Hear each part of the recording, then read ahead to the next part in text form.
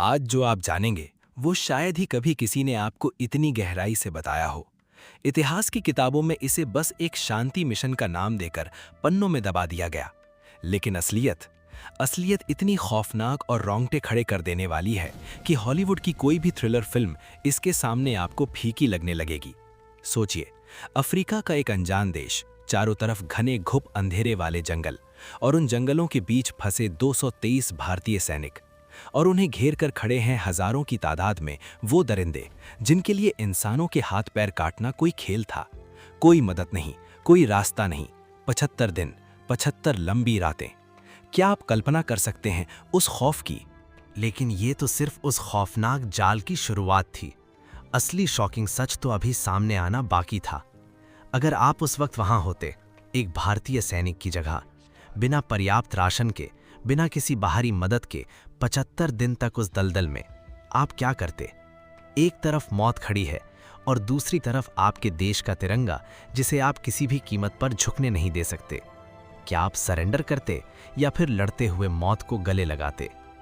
साल 2000, Sierra Leone, पश्चिमी Africa का वो देश जो हीरों की चमक के नीचे पूरी तरह से खून से सना हुआ था।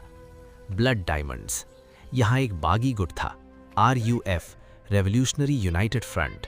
इनका आतंक इतना भयानक था कि ये मासूम बच्चों को ड्रग्स देकर उनके हाथों में AK-47 थमा देते थे, और जो इनकी बात नहीं मानता उसके हाथ पैर कुल्हाड़ी से काट दिए जाते।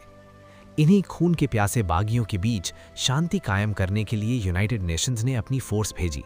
इसी शांति सेना का हिस्सा थे हमारे भारतीय सेना के 58 गोरखा राइफल्स के जाबाज। सब कुछ तय प्लान के मुताबिक चल रहा था, लेकिन फिर अचानक हवा का रुख बदला।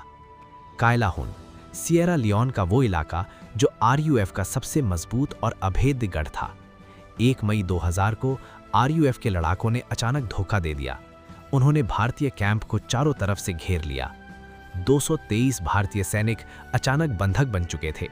बाहर निकलने का मतलब था सीधी मौत। बागी चाहते थे कि भारतीय सैनिक अपने हथियार डाल दें, घुटने टेक दें और बंधक बनकर रहें, ताकि वो यूनाइटेड नेशन से अपनी शर्तें मनवा सकें। लेकिन शायद उन बागियों ने गोरखाओं का वो सदियों पुराना नारा नहीं सुना था, कायर हुनु भंदा मरनू रामरो। कायर बनकर जीने से अच्छा है मर जाना। दिन बीतने लगे। 1 हफ्ता, 2 हफ्ते, फिर 1 महीना।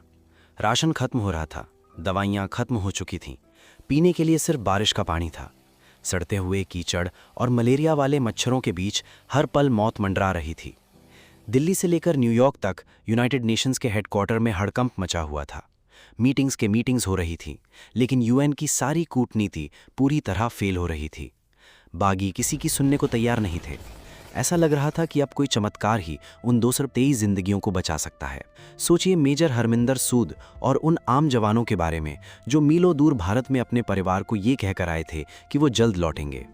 कैंप के अंदर भूख से पेट जल रहा था, शरीर कमजोर हो रहे थे, लेकिन जब भी बागी बाहर से गोलियां चलाते या धमकियां देते, अंदर से भारतीय सैनिक अपनी खुकरी पर धार तेज करते हुए उन्हें अपनी आंखों से मौत का पैगाम देते थे। जवानों ने साफ कह दिया था कि तिरंगे के साथ खिलवाड़ बर्दाश्त नहीं होगा। आपको क्या लगता है कि भारत सरकार सिर्फ हाथ पर हाथ धरे बैठी थी? बिल्कुल नहीं। जब UN ने हाथ खड़े कर दिए, तब भारत ने एक ऐसा फैसला लिया जिसने पूरी दुनिया की मिलिट्री कमांड्स को हिलाकर रख दिया। एक ऐसा रेस्क्यू मिशन जिसका बेस भारत से 10,000 किलोमीटर दूर था। बिना किसी मजबूत लोकल सपोर्ट के एक अनजान दुश्मन के इलाके में घुसकर अपने लोगों को निकालना, मिलिट्री साइंस के हिसाब से ये एक सुसाइड मिशन था। और क्या आप जानते हैं कि इस पूरे प्लान को अंजाम देने के पीछे कौन था? भारतीय सेना की सबसे घातक टुकड़ी। जुलाई के महीने में भारतीय वायुसेना और थल सेना के पैरा स्पेशल फोर्सेस को एक सीक्रेट मिशन पर अफ्रीका भेजा गया। सिएरा लियोन में उस वक्त भारी बारिश का मौसम था। आसमान से पानी नहीं, मुसीबत बरस रही थी। विजिबिलिटी 0, कीचड़ से भरे जंगल। लेकिन क्या ये खौफनाक मौसम भारतीय जांबाजों के इरादों को रोक पाया? ऑपरेशन खुकरी। 13 जुलाई की सुबह कैलाहून के घुप अंधेरे जंगलों में अचानक आसमान चीरती हुई एक तेज आवाज गूंजी। ये आवाज थी भारतीय वायुसेना के Mi-35 अटैक हेलीकॉप्टर्स की। बागियों को समझ ही नहीं आया कि आसमान से मौत कैसे बरसने लगी। ये एक परफेक्ट मिलिट्री सिम्फनी थी। ऊपर से वायुसेना की बमबारी और जमीन पर ब्रिटिश चिनूक हेलीकॉप्टर से उतरते हुए भारतीय पैरा कमांडोज का घातक प्रहार। उधर 75 दिनों से बंधक 5/8 गोरखा राइफल्स के जवानों ने इंतजार खत्म किया। उन्होंने अपनी प्रसिद्ध खुखरी निकाली और दुश्मन के घेरे को चीरते हुए जंगल में बाहर निकल पड़े।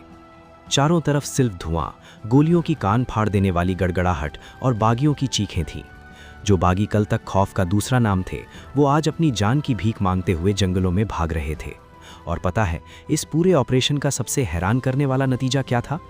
ये कोई छोटी मोटी झड़प नहीं थी, बल्कि हजारों की तादाद में हथियारों से लैस बागियों को उनके ही घर में रौंदते हुए बिना किसी बड़े नुकसान के 223 भारतीय सैनिक सुरक्षित बाहर आ गए। ये सिर्फ एक रेस्क्यू मिशन नहीं था, ये पूरी दुनिया के लिए एक बहुत बड़ी चेतावनी थी। एक ऐसा कड़ा संदेश कि अगर भारत के एक भी सैनिक की तरफ आंख उठाकर देखी तो दुनिया के किसी भी कोने में, कितने भी घने जंगल में क्यों ना छुप जाओ, भारतीय सेना तुम्हें ढूंढ निकालेगी और खत्म कर देगी।